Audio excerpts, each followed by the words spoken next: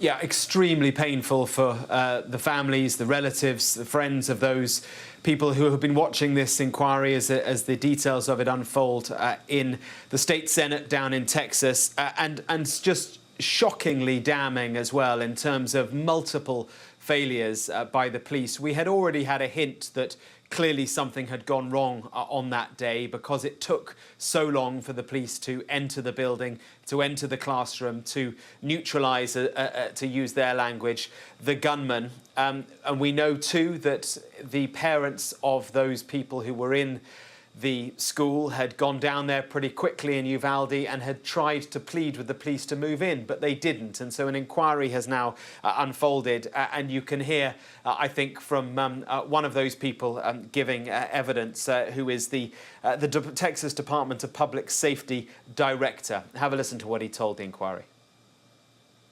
3 minutes after the subject entered the West Building, there was a sufficient number of armed officers wearing body armor to isolate, distract, and neutralize the subject. The only thing stopping a hallway of dedicated officers from entering room 111 and 112 was the on-scene commander, who decided to place the lives of officers before the lives of children. Now, clearly, that person who was in charge that day has an awful lot to reflect on. It must be difficult for him too. He has been giving evidence, but not in public, in private.